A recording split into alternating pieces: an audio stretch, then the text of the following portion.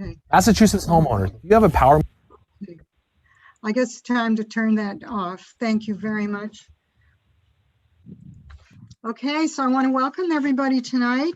Thank you very much for joining. My name is Claire Gosselin. I am co-chair of the Racial Justice Decolonization Working Group of Massachusetts Peace Action, which I will henceforth refer to as MAPA.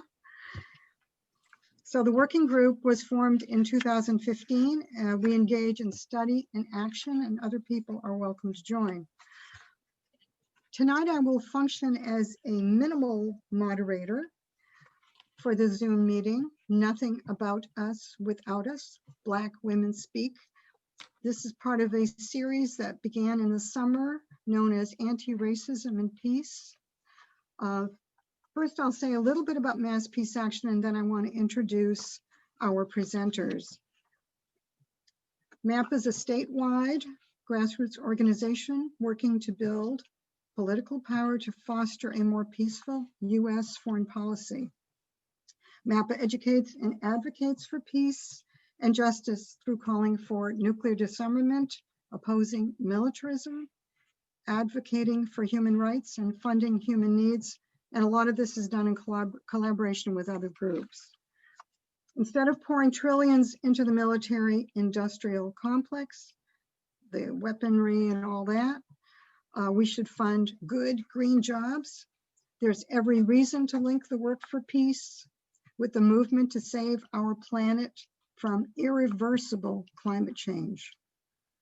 We see the same militarism and systemic racism that oppresses colonized and people of color, communities of color in the United States. That same militaristic approach and racist approach has also been used against Black and brown peoples abroad in other countries for decades. MAPA's current work to end US wars include those in Syria, Iraq, Yemen, and Afghanistan, as well as opposing new wars on Iran and elsewhere. You never know when there's a new effort to get one started.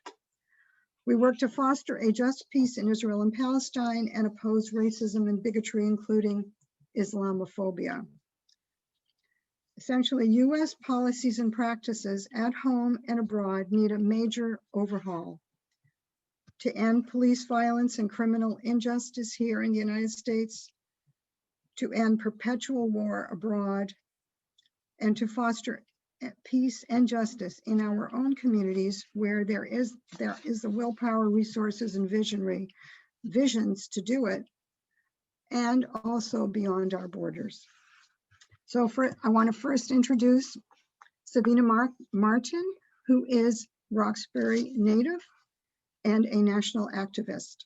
She's an Army veteran who has worked for decades with homeless veterans in Boston and in San Diego, California.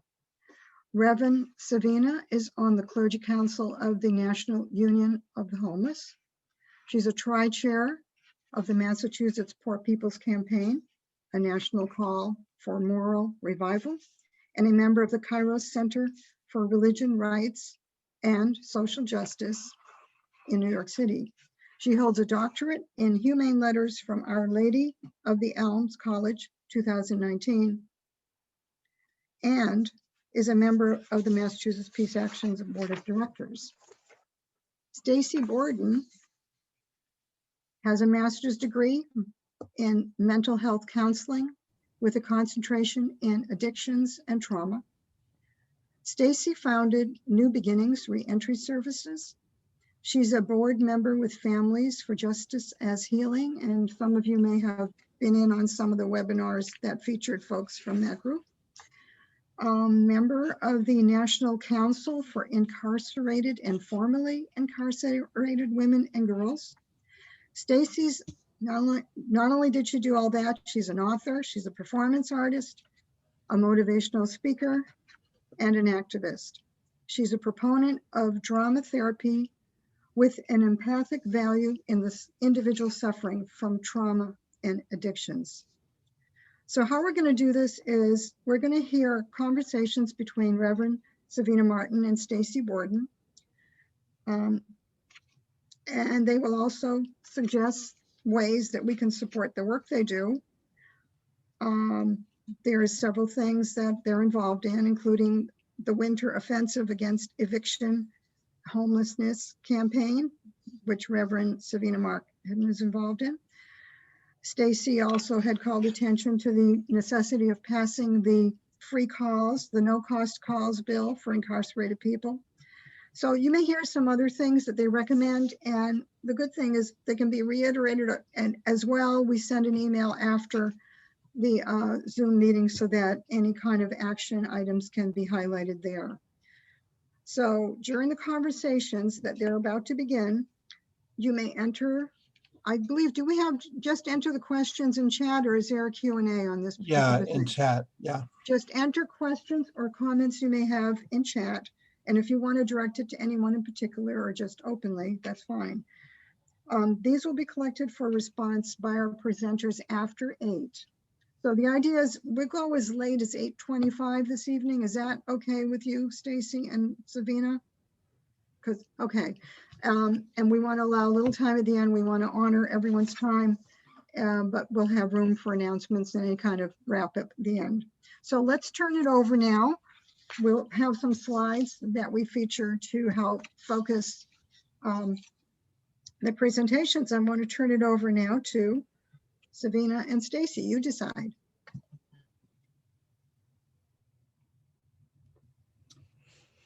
Well, first I just want to say thank you for having me. It's a pleasure. It's really an honor to be here with Savina. I've always looked up to Savina. I also want to say this, that music touched me so deep that it brought back a place. I think what we forgot to mention is that I am a formerly incarcerated woman. And so I spent many years in and out of Framingham and other jails from Maine to Boston.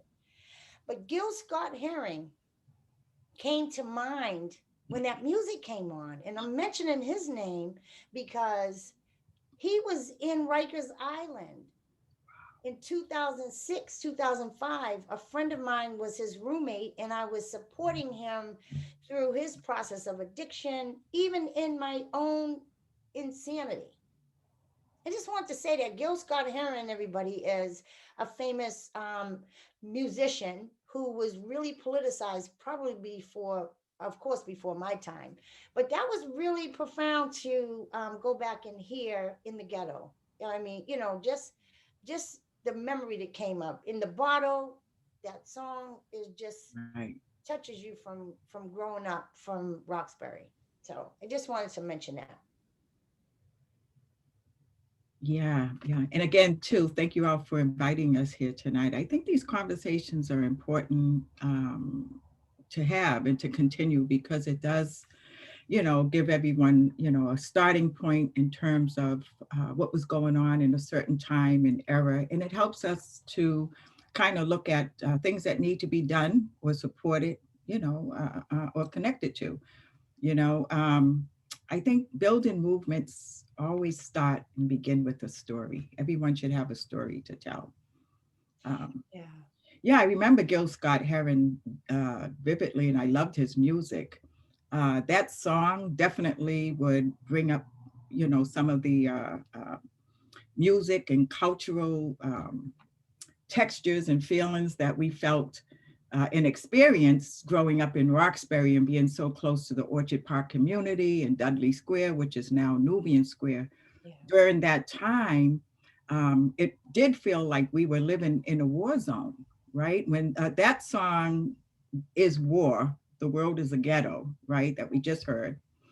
That song came out in 1972. So it was a few years after the assassination of Dr. King. In Roxbury, there was a lot of blight. People were still exhausted and grieving from a lack of resources in the community, a lot of vacant buildings, open drug addiction was happening, but we still had, the music, right? From, WIOD radio, and then I remember as a little girl, the train tracks were still up. And I would hear the train at 5:30 in the morning, and then the radio station would come on, and I knew it was about ready, you know, it was time for me to go to school. But it was definitely a war on, there was a war on the poor, right, going on. The war on the poor had already been announced, the war on drugs. You know, here's 1972, a couple of more years before, you know, the busing situation. So yeah, yeah. Yeah, when Yeah. you say that, Savina, I think about, my trauma. Really, I don't really have a recollection. I have some vague memories of going to school in Dearborn and Orchard Park and um, being friends with Tommy Brown. That was one of my best friends. And I remember having a fight with him on the slide. I was in yellow and I got kicked down the slide. And it was like so communal that the Perrys, Angel Perry was my best friend, and Willie Perry and them came out and picked me up and brought me in the house. And Vivian White came out. When I think about those days, I think that I was kind of oblivious to what was actually happening We in the were, community with the policing, the brutality at yeah, that in that era. And I mention that because I always try to bring the names to the table when I'm in these spaces. And when I say that, I'm speaking about the wrongful conviction of Raymond Gaines, who's sitting in Norfolk prison right now, 46 years, wrongfully convicted. Hopefully, I mean, I shouldn't say hopeful. He is coming home in the next few weeks. And I remember him so clear as a 9-year-old little girl that was so respectful. When we think about the history coming out of the projects, coming out of the Dudley Street area, we think about, the guys, people were hustling, people were trying to survive, right? absolutely. And so it was almost in an instant that we seen the drug flow. It was almost like people got sedated overnight. And then all of our black and brown men and women were disappearing, going into the system. Exactly. And so, coming from those traumatic experiences, trying to recall that, as a young girl, I had blocked out, I come from abuse, come from a really good family. I'm from 12 siblings. And, there was dysfunction in that too. Trying to be living in a dysfunctioning community with 12 siblings with my parents. My father's a recovering alcoholic.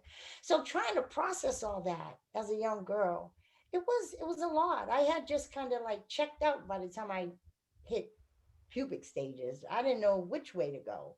I mean, when you think about the Dearborn and Washington Urban and the Mary E. Curley and all these public school systems really didn't give us the opportunities to grow. It it felt like, in retrospect, you know, of course, that was the thread that got us here to this point. Right. Uh, and our stories aren't unique. So we are just a microcosm of the almost the entire population of that projects and the surrounding projects of Mission Hill, right? Remember even Columbia Point, that we were on the verge of, let me back up. We were under attack. Yeah. We were under attack in terms of a lack of resources, material Yes. resources. Yes. During before the assassination of Dr. King, I can remember the Black Panthers and their survival programs. They had a breakfast feeding program. I used to sneak across the street and try and on Dudley Street and get incense and try to, sell the Right. incense and give out some of the Black Panther flyers. I remember that. But it's like we were thriving. Didn't know we were poor, but Right. we were thriving. I can remember my dad worked a lot. Um, but we were under attack. Once the assassination of Dr. King happened, it just seemed like it took the wind out of the entire community. Yeah. And our family was one of the first families that whose homes, there was about 10 homes on Ball Street in the South End. We originally lived in the South End, and the Yeah. banks took our homes. My dad was still in active military. And the Yeah. next thing I knew is myself, our family, and many other families Yeah. were in the projects, which was supposed to be for military families, but you know, But yeah, we lost our home, which for the highway, which is Mass and Cass. There's no highway. I mean, you know. So yeah, I mean, when they came in. They also, you know, my mom is from the South End, and then growing up, moving over there to Roxbury, and them coming in intimate domain to take the property because they wanted to bring in the infrastructures of, you know, people being able to have the ability to go right downtown Boston. It was so close, right? They had the telephone company coming in and moving, just taking people's property. When you said a minute ago, what really had me thinking recently, let me just come up to date with the election. Kamala Harris was at her alma mater, Howard University, speaking. And something subliminally hit me, and I said, wow, the university grounds looks just like Framingham prison. Then I started thinking deeper, and I was like, you know what? The projects looks just like prison. Yeah. You see where I'm going? Absolutely. So when you talk about we're at war, the system.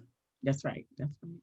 The infrastructure that was designed, it made it so comfortable for us to be at war, to be taken out of our communities into the prison system.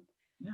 It was a comfortability. It looked the same. When I saw that Kamala Harris speaking, I said, the grounds look just like Framingham. And then the guard came outside while she was talking, and I said, look at that. No wonder I was so comfortable going in and out of prison, coming from the project, coming from, you know, around Humboldt area, and just having no type of resources, no type of real educational processes, no motivation to be educated. We were already conditioned. We were already conditioned. Yeah. And it's just not that, you know, that, of course, we're talking about this, or if we want to have this be a case study, right? But, you know, Orchard Park is a great case study, you know, just like methadone mile is. But, and it tells a story of systemic poverty, systemic racism, you know, the environmental cost, or the social and economic cost of endless wars, right? So I have to say this. I have to give us a little educated moment. When we use, it's about language, right? And so there's this guy, Edward Ellis. He's deceased now. Eddie Ellis spent years in Attica prison. When he got released, like you, went and furthered his education, had his doctorates, NYU, and he wrote what's called the language letter. It's so vital, it's so important. When I hear the word methadone mile, it's so degrading. Yes, it is. Those are human beings that are homeless, struggling to survive the ultimate. The city is just allowing this to go on. I can't wrap my head around that, because we can only work on what we can work on, right? We can't save anybody. But when I think about Eddie Ellis's language letter, you know, often we call people inmates, junkies, methadone mile, felon. We're not none of those terms. We're human beings that suffered from, again, the lack of resources. And historically, you know, when we saw the Greetings from Roxbury documentary, it blew me away. It brought me back. I was like, my God, when you think about busing. And the woman said, I forgot all the people that was talking, but she said, you know, when you take these kids and these were children. My brothers were bused. You took these children and put them in an atmosphere that they had no clue what they was up against. These were children, traumatized children. And then Martin Luther King and all that happened in next segment showed how they really destroyed our community up and down Blue Hill Ave, burnt, you know, suffered, just total destruction of the community. And then the word came out that she said, we have been punished for 40 years. It's almost like watching that last night made me understand why we don't have any resources in our community. They've punished us. Of course. Punished us. Like So how do we get to that point to really restore that? Do we rely on the system who gave us nothing? Or do we have the determination to make the change that we keep seeking in our community? And really, part of my mentor, Andrea James, who is the founder of both Families for Justice Healing and the National Council for Incarcerated and Formerly Incarcerated Women and Girls, explosive vision of how we reimagine our communities, of how we really focus on creating a new infrastructure, not a new prison. Do you all know that the state is trying to build a $50 million prison? Clea said, I'm an abolitionist. I am a reentry specialist because bottom line, we do have prisons and people got to come home. But until we get them all home, the whole mission is to end incarceration of women and girls and people, period. Just end it.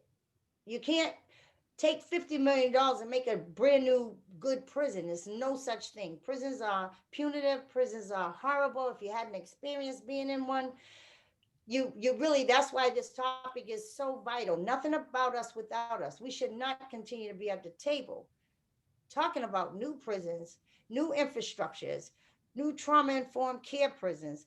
That's insane. You have these prison structures that are male dominating. I can't even imagine what the officers go home and deal with within themselves, with the trauma they must be enduring, to have to oversee people who are in pain, who are suffering. So, it's always a pleasure for me to come and have these conversations. Um, it's just important. So we did something about it.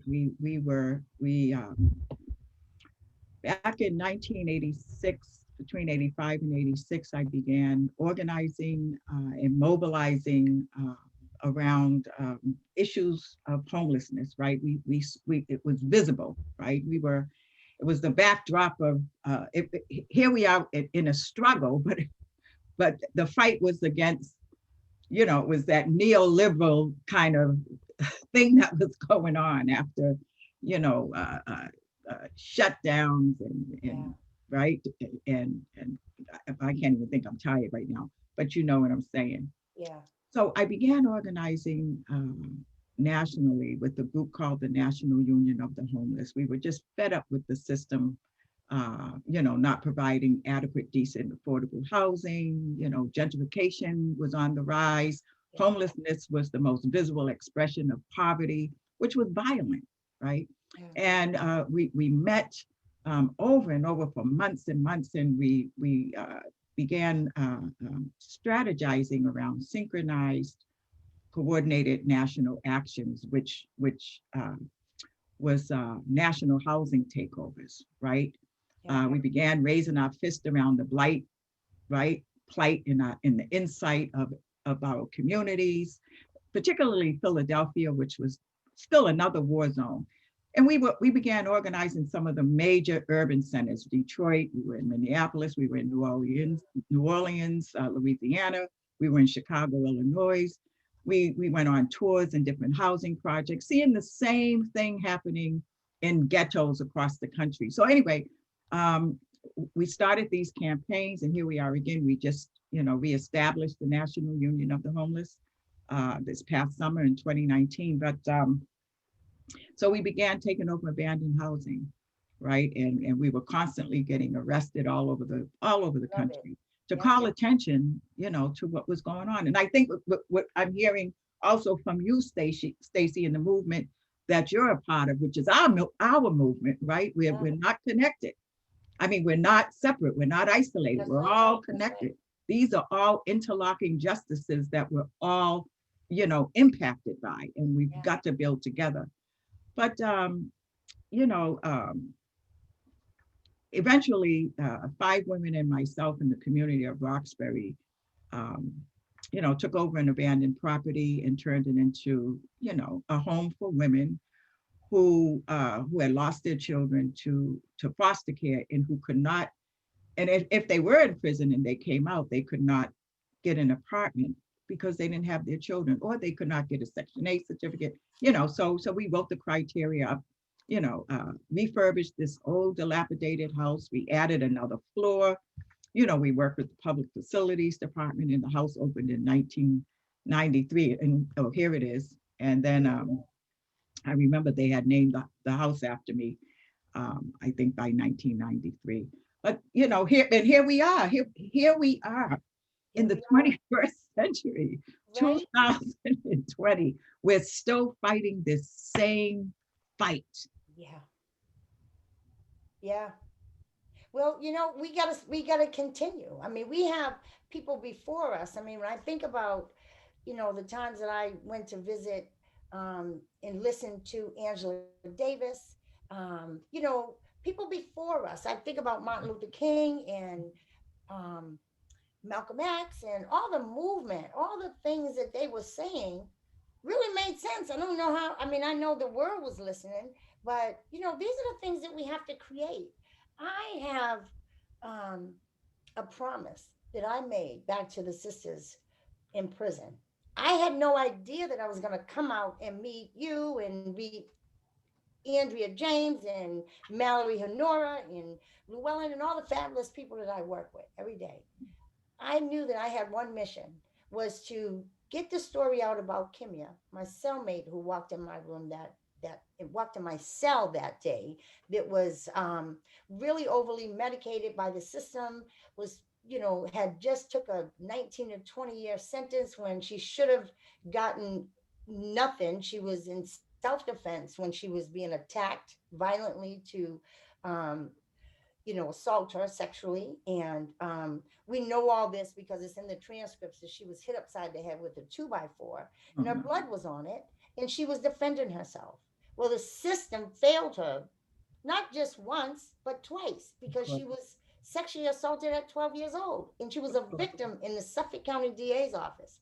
And once I heard her story, that just really did something to me and changed my mind about what I was doing to myself as a woman. And having those type of traumatic experiences happen to me, and I had the fortune of not having to have that type of sentence. So I knew when I left that prison in 2010, this is her mom and dad, and this is my mentor Andrea James in this picture that I had the honor of meeting with them. And then I did a presentation. I had went as far as I could go. I felt educationally it was just time to really try to meet the goal that I had intended to do with acquiring a piece of property so the women can come home to. This is the house behind me in my screenshot. And we was able to obtain this house by a beautiful funder who really believed in our mission to really provide the women the services and the trauma-informed care, healing through arts, and all the fabulous things that New Beginners Reentry Services has set up to do. One day I woke up when we were doing a grand virtual tour through COVID. We did a grand opening tour on video on virtual Facebook Live, and it just hit me. I said, it's time to name the house after Kimya.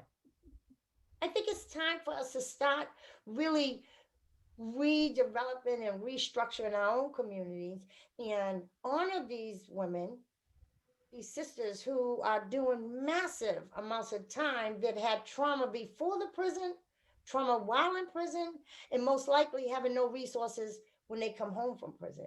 I saw that firsthand. Absolutely. You know what I mean, Savina?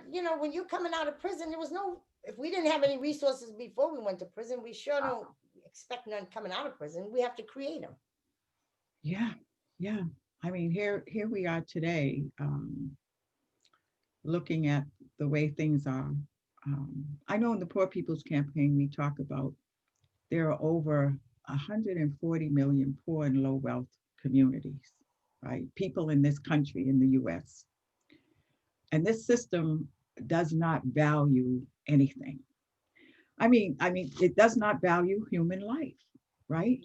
Right. I mean, look what's happening now, right? In terms of even this package, a stimulus package, how the evil, I call them the triplets of evil, you know, Mitch McConnell and his gang members holding back that money from people who, you know, are going hungry, right? And I mean, it's 40 just, million that's in the coming out. richest country in the world, Yes. where they steal our money and hide it inside the military industrial complex, Yeah. right? Where we know that we have to restructure this society and dismantle it. We had a meeting last night. It was at our Freedom Church of the Poor, and the theme this year is Jesus, a homeless revolutionary, right? Right? I mean, when you look at the lay of the land, African Americans, Latinas, you know, our brothers and sisters are when they're poor, they're very religious. Mhm. But yet and still, you find certain pastors, I call them slaveholder religious pastors. We got to be real about this. Right. That still continue to hold people hostage in the church, making them pay to go to prison, pay to go to heaven. That's disgusting.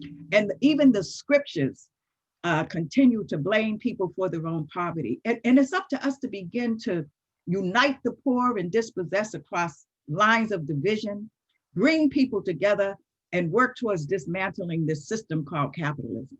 That's right. Right, under the rule of white supremacy, or we'll find ourselves another 400 years doing the same thing over and over again. Something has to give.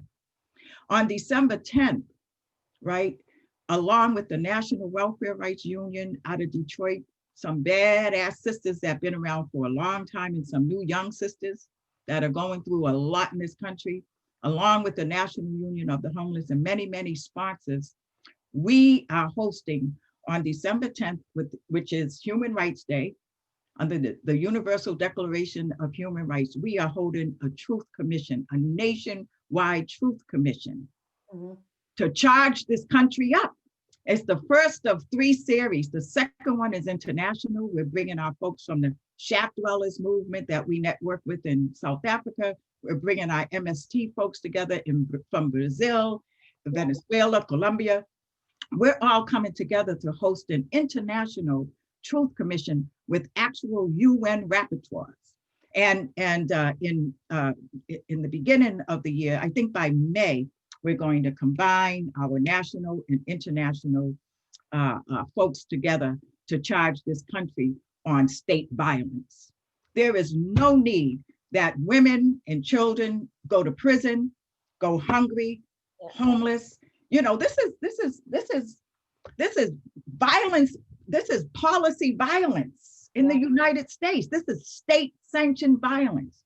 And Stacey, you've got that fight in you. Andrea has that fight in you. Every single woman that you're organizing and mobilizing with, we have that fight.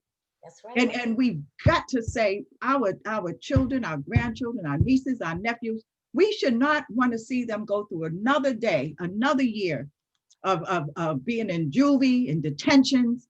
That's You know, Boston Public Schools that give them nothing, right? That's why it's so pipeline to prison. Yeah. You know, scheme. Yeah. It needs to all begin to come to an end.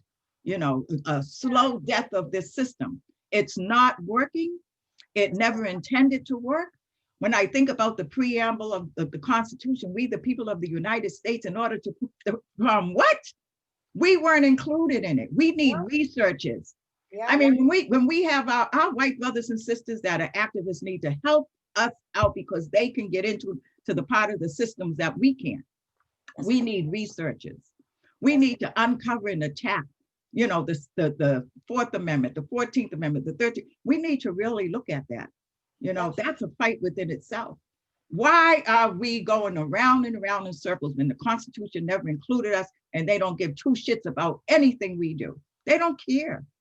I mean, I know we have to keep fighting, but they don't care. One of the things we do is on Saturday, we meet on Zoom with Families for Justice and Healing. We work with, or we create building up people, not prisons, right?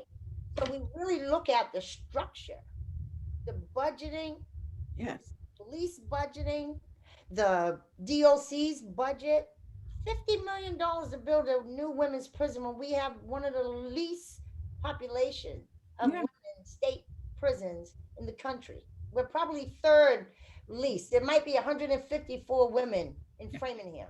Yeah. If for what reason would we spend $50 million to build a new prison because they want to close Framingham down because it's so old?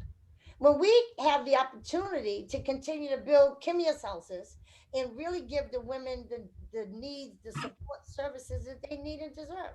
And we could take a whole bunch of those millions of dollars and put it into the community to give us the resources that we lack.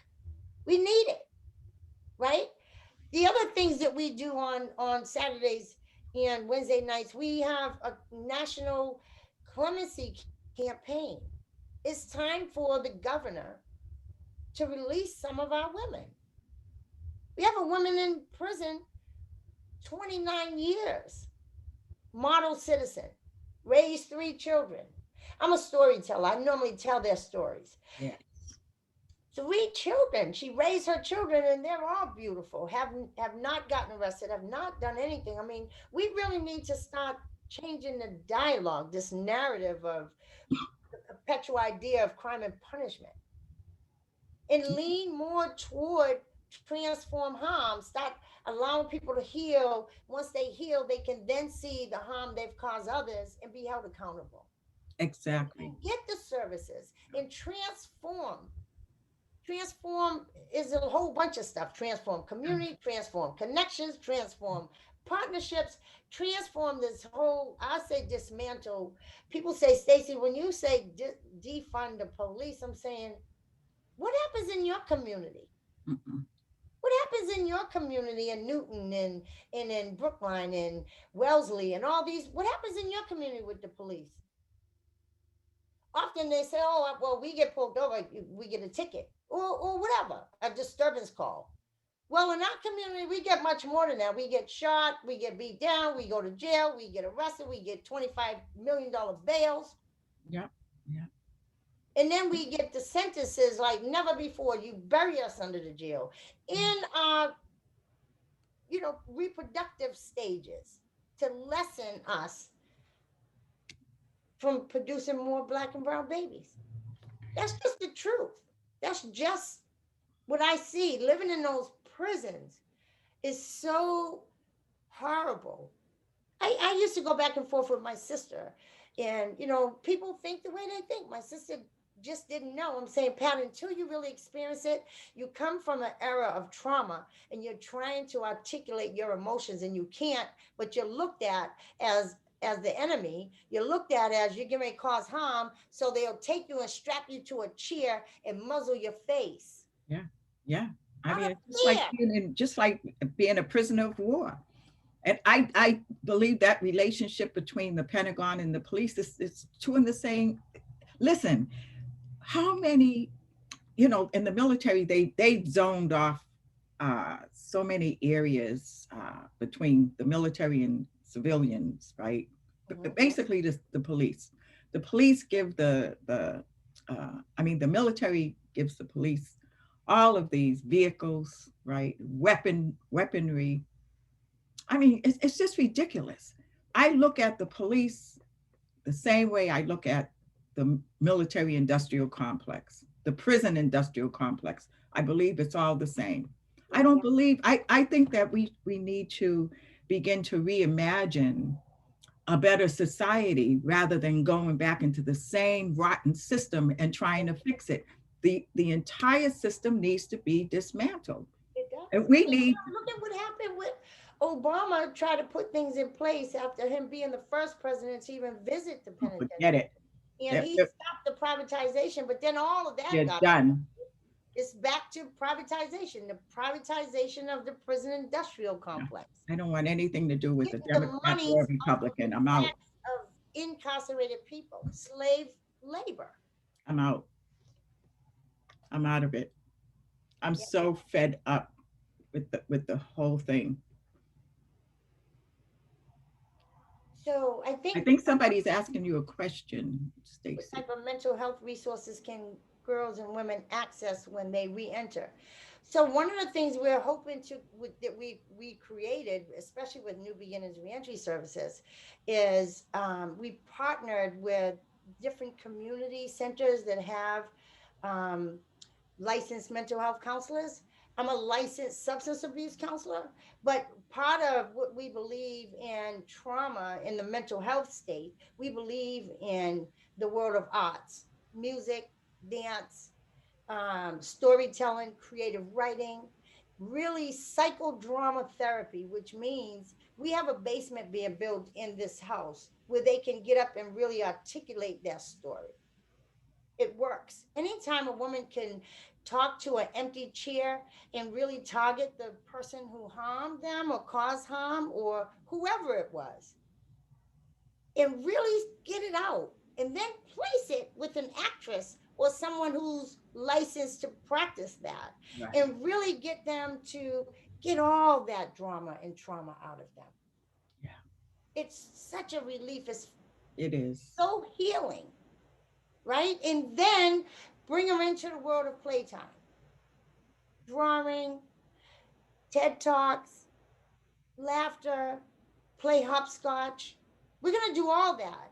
That's part of the mental health. And then having once a week substance abuse counseling one on one and group therapy every day.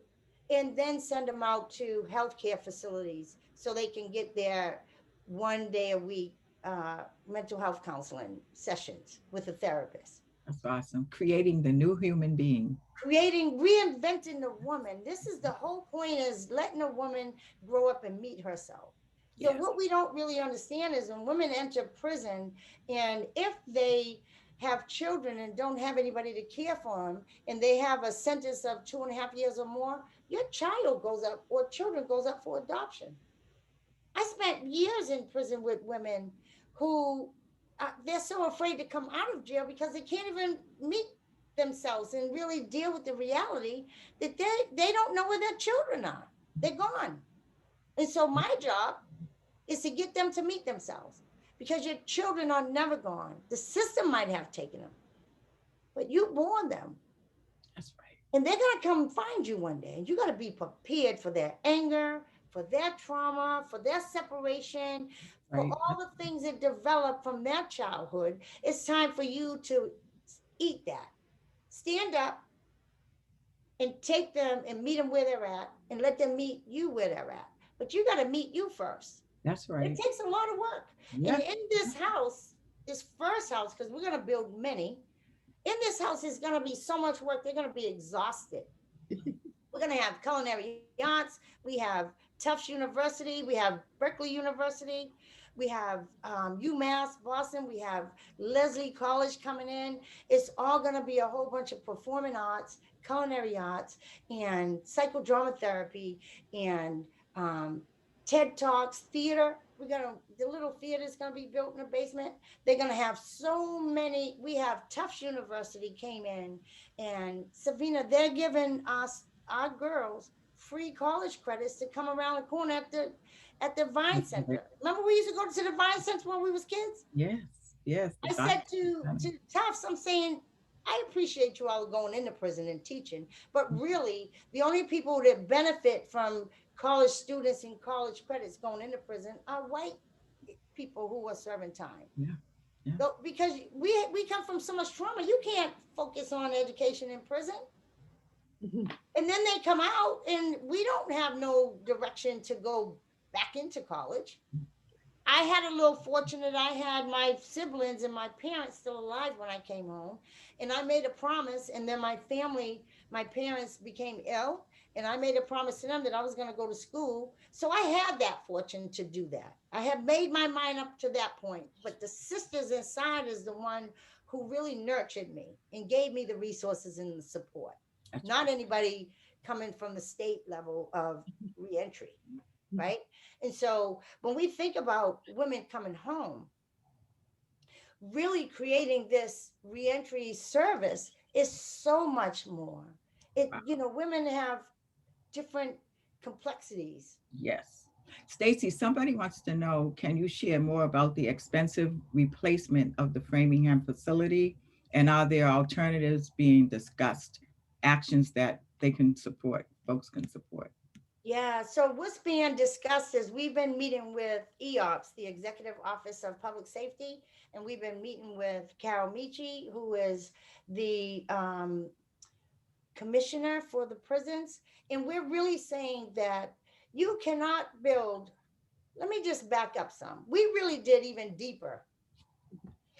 Families for Justice Healing was able to have this research team that meets on Saturday, and they found out all the architects that was putting in for the RFP to build this new prison. Whoa.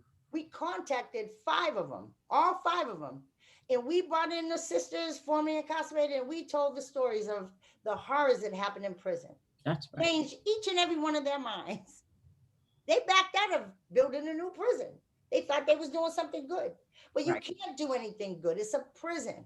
That's right. Especially for women. You have all male guards up there, degrading women, beating women, stripping. You get strip search. You're being dragged out of your. It's not you. And then you're saying you want to build a new trauma unit. Humanizing. How can you do that when you have a prison? That's right. So we stopped the RFP, and we've been at the table with the system saying that you can do much more with the $50 million and bring it into community efforts. That's right. We can build new community centers. We can build schools and put money into arts and education in the Boston Public Schools with that money. They've been taking, divesting monies out of the Boston Public Schools, and I don't know, probably putting it in the police department for more policing. Mm-hmm. You have $170 million budget for Boston Police to police our communities, for overtime, for cadet payments, for more cars. So sad. So but sad. We don't have the resources in our community. That's right. Educationally to motivate us to do anything but kill each other, but cause more harm, but allow drugs and guns to keep coming in our community. Same cycle. The same cycle. So instead of using that $50 million to build that prison, we say, start doing clemencies, release women on medical releases. We have aging women in wheelchairs.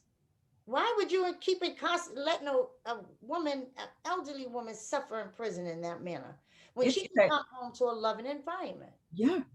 It says that the cost, the prison industry costs governments $179 billion per year, including paying for prison operators, just like you said, courts and policing. Only $4.5 billion, which is 2.5% of that total, is for indigent defense. Wow. Everybody's indigent in prison. You're working for 50 cents an hour. So there's a percentage on indigency. Like who's wealthy? I mean, there might be some wealthy people in prison. I never met one, but wealthy people normally don't go to prison or don't get 29 years or a life sentence. That's realistic, right? And so, people can buy their way out of prison, but poor people can't. That's right. That's right. Or held in debtor's prison. We had a guy that was on bail, $25 bail for 3 months. He didn't have $25. Why would the system hold somebody for $25? And then you have to pay a $5 fee or something like that. It was like $30 to bail him out. Why would you do that to somebody? Cause him harm, cause him to lose his family, cause him to lose his apartment, cause him to lose his job. That's right. Why would we do something like that? What type of system are we living in? That's right. That's right. We could talk about this forever, Savina. I mean, this can go on and on. We must rethink what we're doing in the state of Massachusetts. This is a time where we can change a whole bunch of stuff. Especially getting people out of office. I think that's right. This is clear. I just wanted to mention, it seems like we're moving into that phase where people could actually pose, we can have more discussion.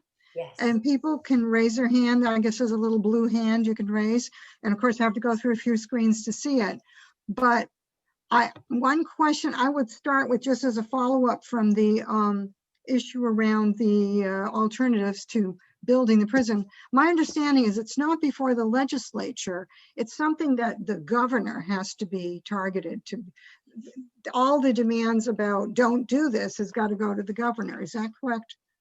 Well, they said no. The governor said that's not his area.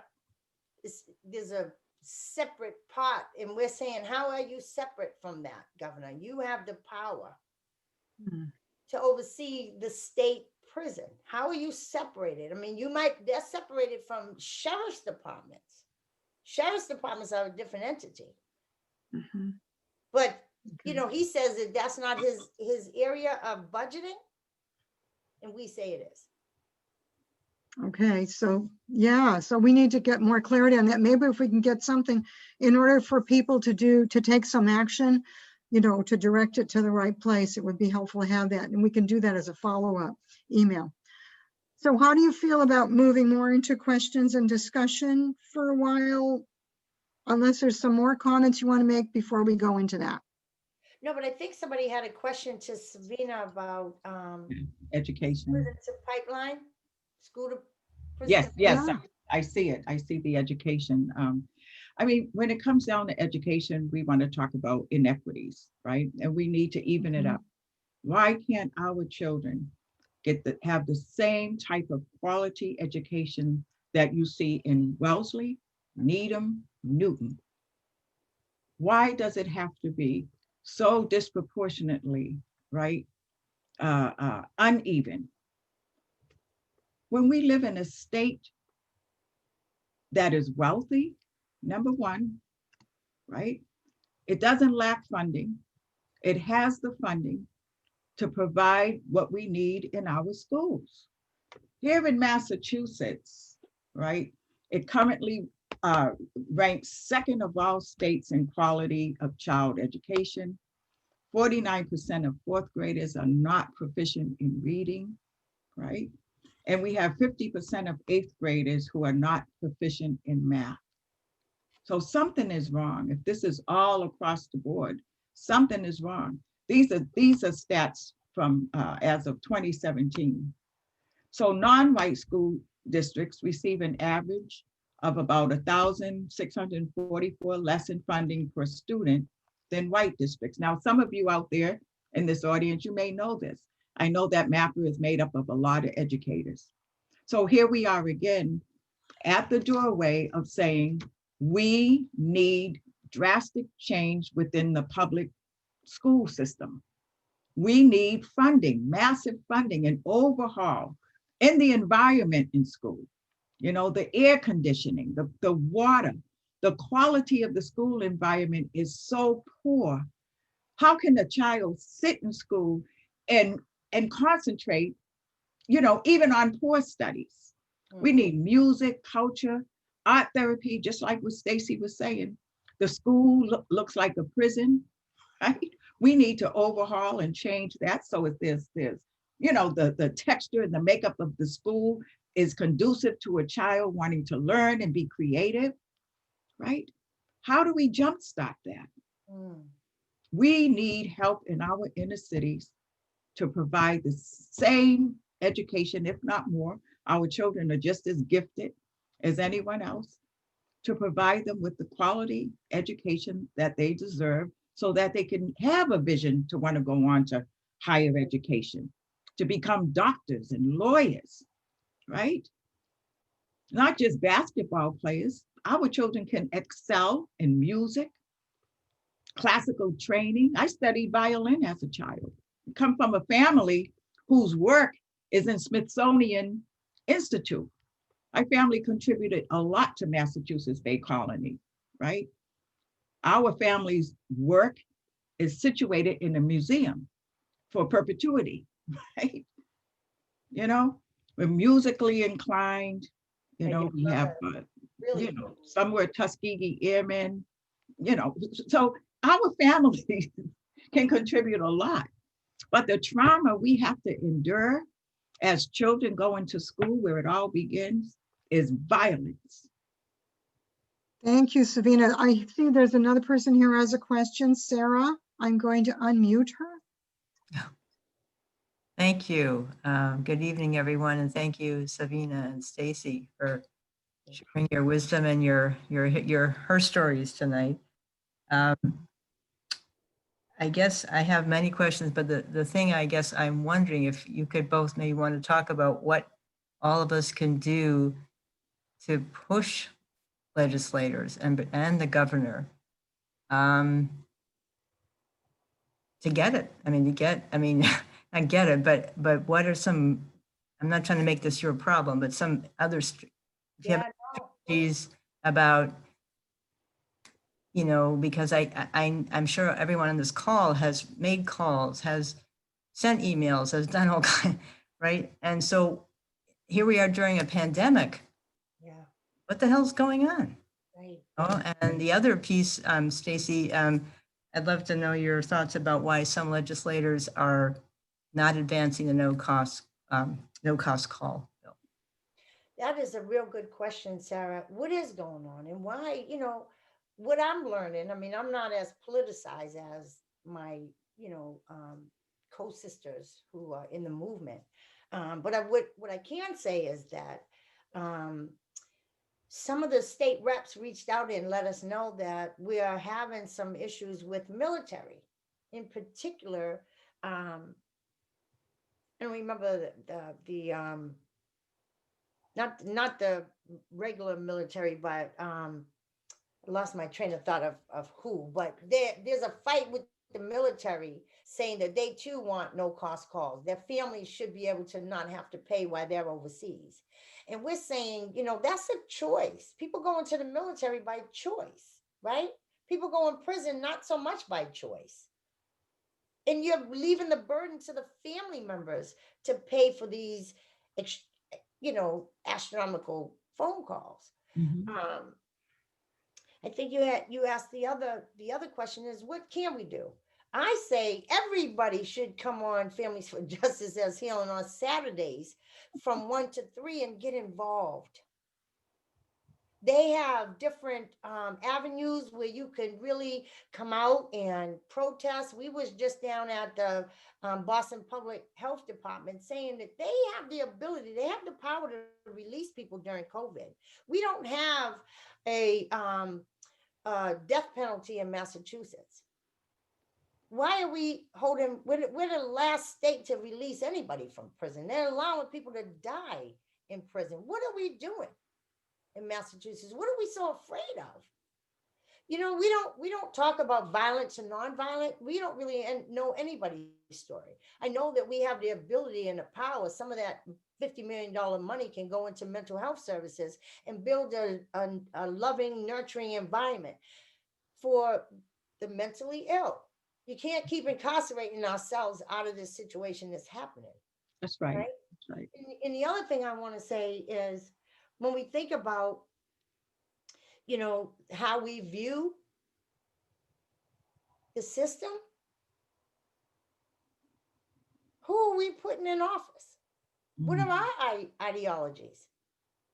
We have the power to put these people in office. When you think about other countries, I had an opportunity to go to Scandinavia, and you know, people say to me, what are you, a socialist? I was like, I don't even know what that means. I know that I'm a social bug. I'm a social butterfly. I love people. And I don't think we should keep, you know what I mean, Savina? Like, what does that mean? Social capitalism, so what? Like, stop focusing so much money on your pockets, lining your pockets up for somebody's back, somebody's pain. Give them some help. We can do that. And so going over to Scandinavia, and I saw the way that Parliament goes, the community, the People's Assembly, they get together and they vote what they want in their community. Not one representative, not one person. We have state reps that aren't even, you know, they say one thing and then they get in office and they're like, oh, I can't do that. I'm like, what are you afraid of your job? You better be afraid of your job, because we got a whole bunch of people that can get you out of that voting position because we vote you in. So that's what we could do, Sarah. We can meet. Families for Justice Healing goes on Zoom at 1 o'clock every Saturday to how we build up people and not prisons, how we can reimagine what our communities should look like, how we can stop these processes, the system processes. We got a whole bunch of badass women up here doing a whole bunch of research and finding out a whole bunch of stuff that this Massachusetts has been doing for decades. We're undoing it all. And that's what we can do. Get involved. I know we make phone calls. We have these beautiful postcards that one of my sisters, Jude, had drawn up. Can you see this? Ooh, This is Kimia. yeah, I like that. And in the back, it says free her in the National Council symbol. And then we have a Massachusetts clemency campaign quilt. And in the back of that, it says clemency works. Wow. And then we have Angie Jefferson, who's doing the 29-year life sentence. She's been in 29 years. And we're going to put on here, biggest day, to the governor and to the parole board. You have the power to release our people. Free them now and stop trying to build another $50 million prison because you think you can.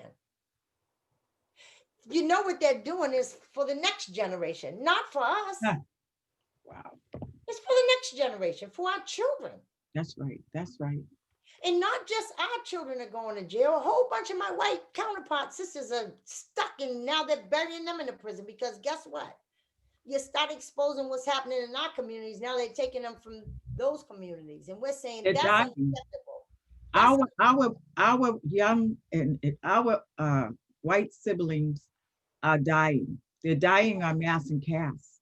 That's One of right. our friends, just after our car caravan in October, a friend of ours was driving on the road, right, along Mass and Cass. He went to help. I Yeah. think I told you this story. He went to help this young girl who was slumped over, young white girl. Yeah. And she was already dead. She was already expired. They're dying. And they don't want to show all the data, right? That what's happening over there is atrocious. We've already met with 9 city councilors and have them on record here in Boston saying they have no plan for that area. We had a meeting with them last week, a 5-hour meeting, right? A 5-hour meeting. They didn't get to the public discussions until 9:30. And all of the community were raised way better questions than any of those city councilors who came with some fancy presentations. You know, anyone can cut and paste. Yeah. You know, but there's no plans. It came out of their mouths. No, we don't really have a plan. You know, Pine Street Inn is taking over, you know, the hotel there, but there are no real good trauma-informed care programs. The beds, there's a lack of shelter beds because so many people are being evicted really soon. Yeah. There's a tenant fight going on right now on Washington Street at Grant Manor. They were on the street the other day. We went to the Governor Baker's house 2 weeks ago, and Governor Baker's wife took out a restraining order on one of our organizers because we dropped the needles on his front lawn. Yeah. Right? I mean, why should our children have to walk over, you know, hazardous waste in the community? We've been begging them, just put up some porta potties. Oh, they're gonna overdose. Well, have someone watch stand post. Watch them. I worked on a military base on land, hated it, but I was there for one reason, to help our homeless brothers and sisters who were coming in with a multiplicity of TBI, brain disorders. And it was just awful, shell shock. But here in the community on Mass and Cass off of the I-93, it's disgusting. As a reverend, I would say it's the scripture is called the pool of Bethesda, where people would wait, the infirm would wait. They call, the leprosy. It's a sin. There are harm reduction models all over the country. It is disgusting. That we can follow, and we can save lives, and we cannot have this type of condition we're in. 60% of the folks on methadone mile are coming from New Hampshire, Vermont, Maine. I don't want to lose the discussion around our white brothers and sisters that are dying. Yeah. And we need folks to come on board and help. Stacey, real quick, when we had refurbished the home, we created a group called the Friends of Wings. Mm-hmm. And I'm seeing that, I'm just gonna drop that there, the Friends of Kimya's house. So if the ladies want to do something, they could be the friends, because they'll become a thing and help you with whatever it is that you need to pull this legislation forward. Yeah. We fought so many bills in the House around foster care back in the 80s. I think Diane Wilkerson was a senator back then. And we protested. We have a documentary where we protested at the State House for 3 years straight. During the time Governor Dukakis was on the presidential ticket, when we found out his wife was an alcoholic, but they didn't take her children and put them in foster care, did they? Right. So, but anyway, I'm thinking of when the sister raised, what could they do? Become the friends of Kemia's house. You need a group of outside folks. It's kind of like a pseudo ad hoc committee to help you out, Stacey. Yeah, that's part of the dream, is really to have the communities come together and support the women coming out. How great would that be? Can you imagine if I would have came out and the whole community is supporting me and loving me and giving us services and coming in volunteering and, doing one-on-one, counseling or homework? That's huge. Yes, it is. I didn't think I knew how to read and write. I just couldn't comprehend. I had so much stuff going on.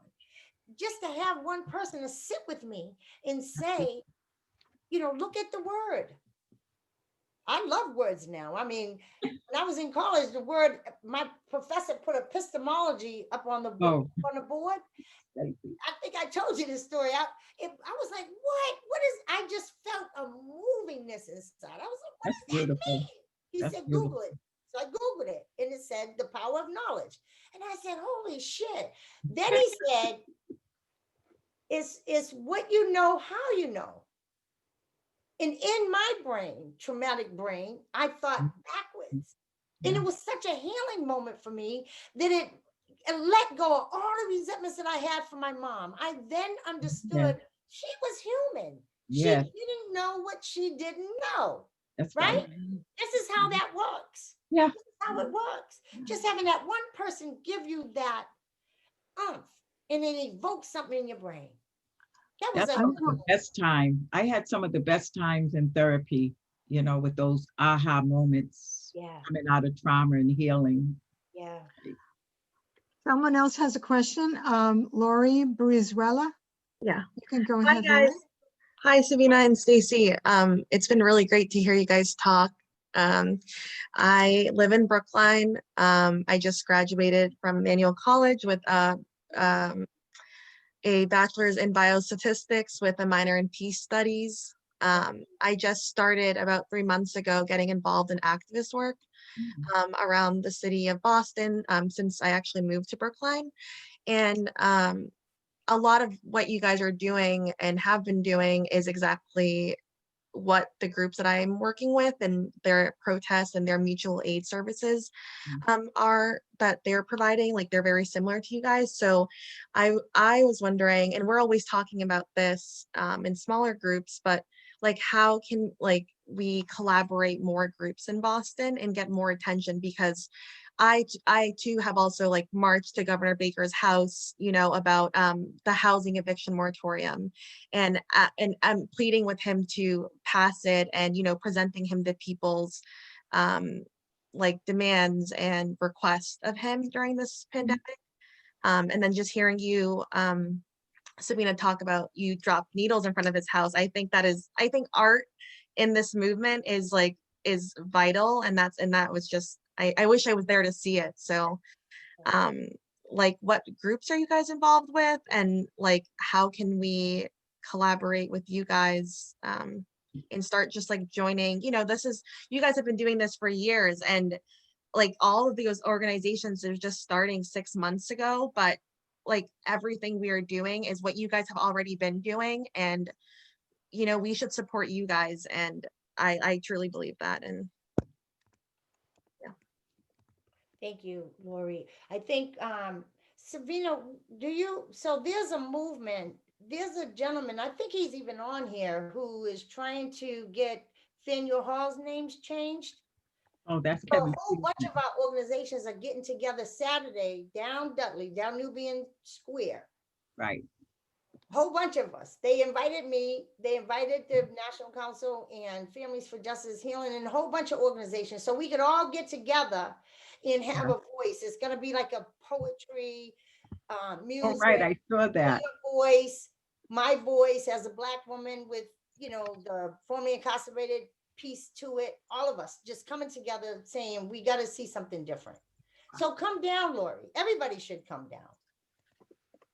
See what it's about and start building the connections. That's what we have to do more. What time is it at? 1 to 3. Okay, thank you. Right in Nubian Square. You'll see the whole movement. I think we're going to be right in the little park by the police station. There's a new library being built, and right around the corner, there's a little park. I think that's where we're going to be. Great.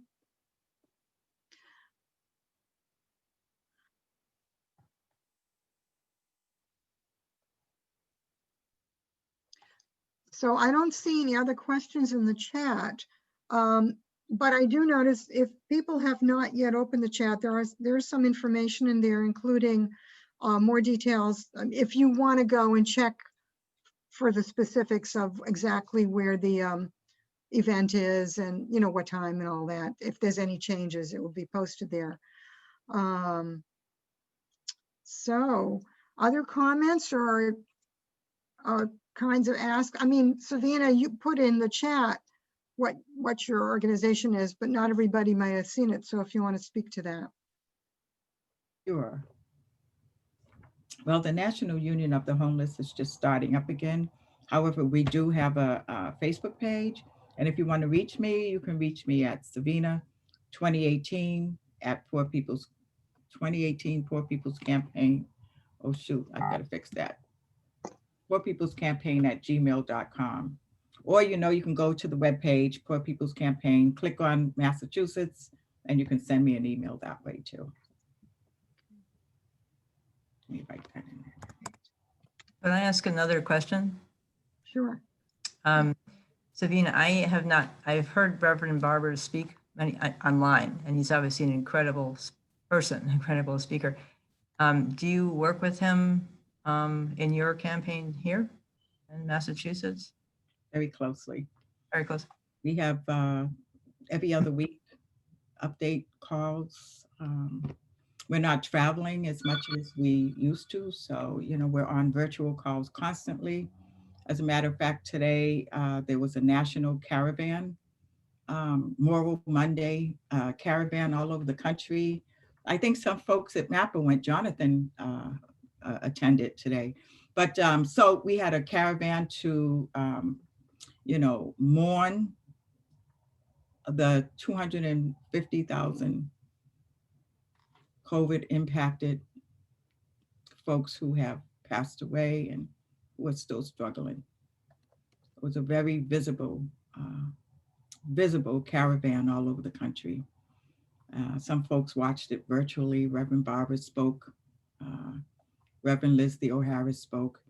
And most of the impacted folks who had COVID and are recovering gave testimonies in well over 20 states across the country.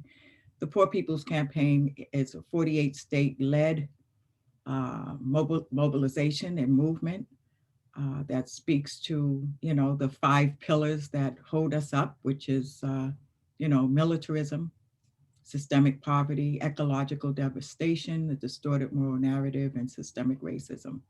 And under that, broad and deep demands that are based on the Constitution that we challenge. 2019, we were at Congress.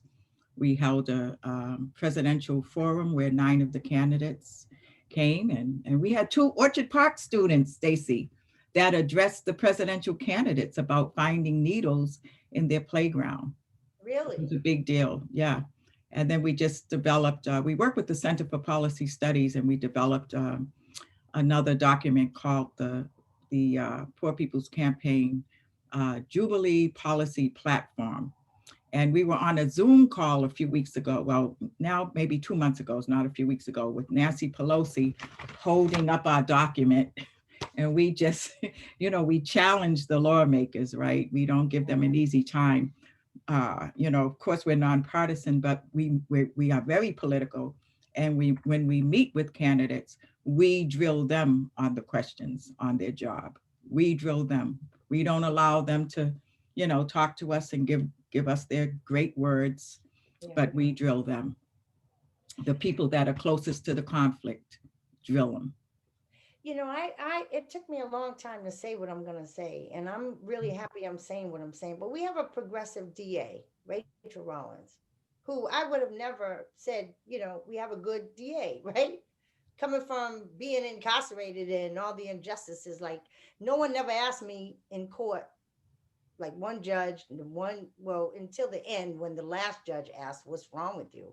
But all my life, nobody ever said what's wrong. They just looked at us as a piece of paper and threw us away. And so Rachel Rollins is really progressive and is meeting us, you know, consistently, has really stayed with her words of creating the conviction integrity unit, really not trying to incarcerate people for drug offenses, put them in treatment, really is focused based on building up communities, right? She has so much resistance from the same good old men's shop or good old boys shop or whatever you want to call them, the same white men that have been sitting on these benches and in these positions for decades. They won't budge.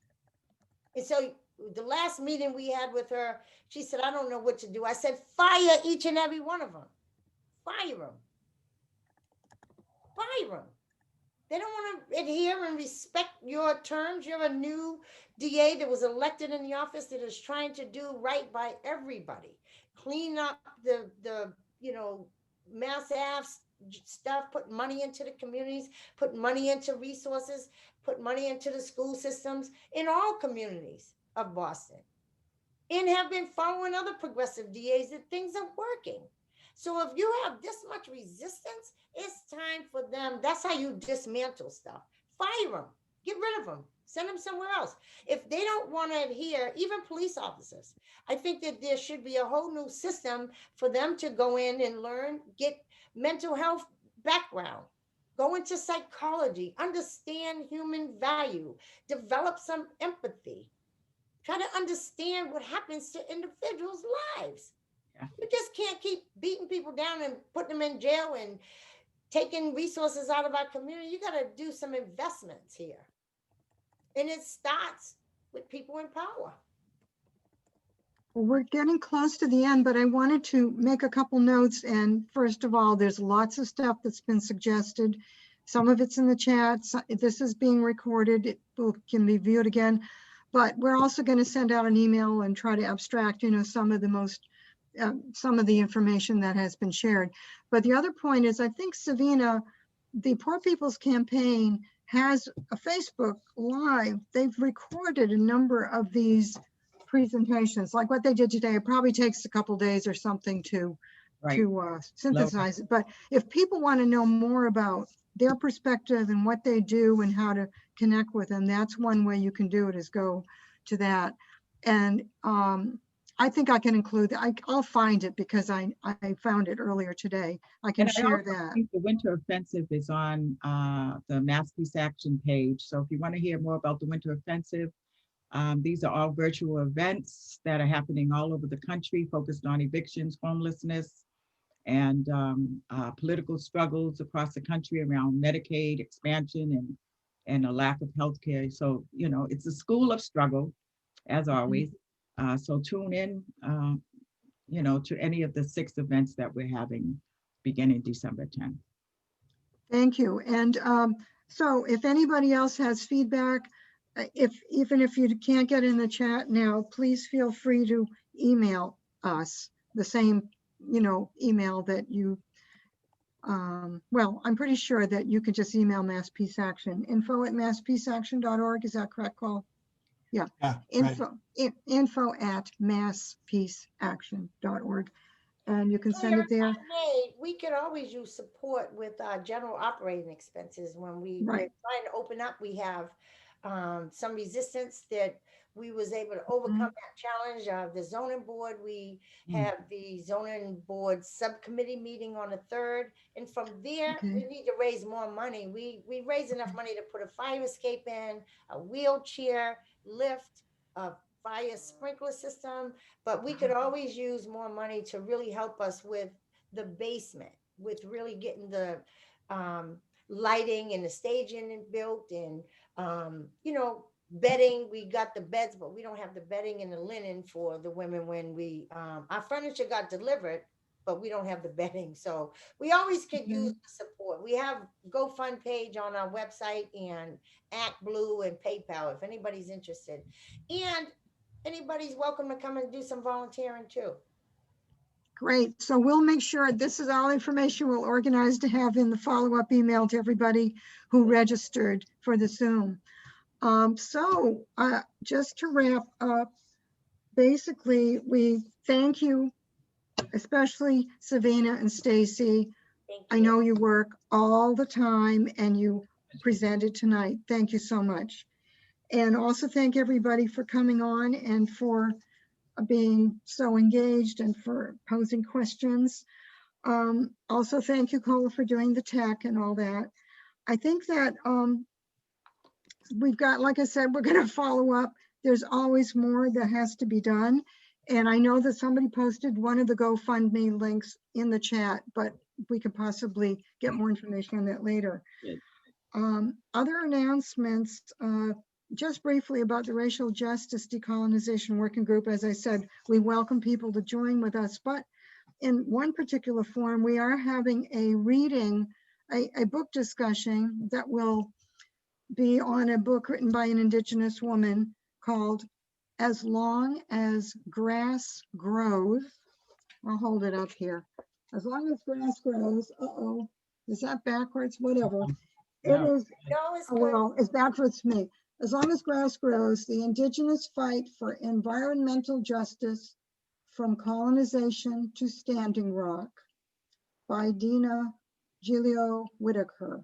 There will be 2 meetings, one at the beginning of February, one at the beginning of March next year. So if you're interested, that would be one way of participating without necessarily joining the group, but just, you know, being part of the discussion.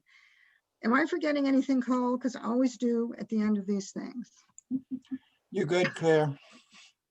But thank you so much. And any other comments people have are welcome, whether you send it by email or if you have a couple words you want to say now. I just want to say it was a pleasure seeing you again, Stacey. And as always, Claire. And I think you all should have us back at some point. All of us need to gather again to catch up. Sounds good. Sounds good. Thank you. All Yeah. right, Thank we'll you gather so for the much. spring offensive, right? All right. There you go. That's right. Yeah, we have a lot more to talk about. We got to talk about those trees, Claire, on Melena Cass Boulevard. We Yeah. got to talk about what's happening in these communities, tearing our trees down. It's Yeah. And Mass Right. and Cass, the city, we need so much help trying to shake and wake up the city, especially the Chief of Human Services, Marty Martinez, really needs to give up that data and let us know what's happening, around housing, folks that need addiction treatment now. Yeah. They shouldn't have to stand out on Mass and Cass crying, saying they can't get into a treatment facility. And they shouldn't be having to stand out there without the natural resources, as Claire so eloquently said, about clean air. I mean, trees are important. Yeah, we talked briefly before the webinar started because we learned that there's a hearing tomorrow. This was based on pressure from the Roxbury community along with some other allies. Cole, can you add just a comment on that? You just muted. I think it's a Boston City Council hearing, maybe tomorrow at 4, about the trees on Melnia Cass Boulevard. And so those who want to speak are encouraged to sign up and get on the list and make their point known. Yeah, that they don't want them cut down because mature trees provide a good quality oxygen to the neighborhood. And instead of whatever they want to do to redevelop that, they should keep the trees and they should help the people who are on the boulevard with treatment. So Absolutely. trees and treatment. Yeah. And the sister from Emmanuel College. What's her name? Yeah. I see it. Yeah, you can Sorry. email me. Hi. Okay, was that the right email that you put in? I don't know if. Yeah, I Okay. corrected. If Okay. not, you could get it from Claire or Cole. Okay. I don't think I saw the corrected one, but I'll look for it. Thank you so much. I'm looking forward to working with you guys and following your work. Well, thank you very much, everyone. It is 8:30 and we're going to sign off. Welcome you for future events. That was beautiful. Thank you. Thank you. Thank you. Thank everybody. you. Thank you. Good to see Bye. you. Victoria. Wonderful. Thank you so much. Thank you. Thank you guys.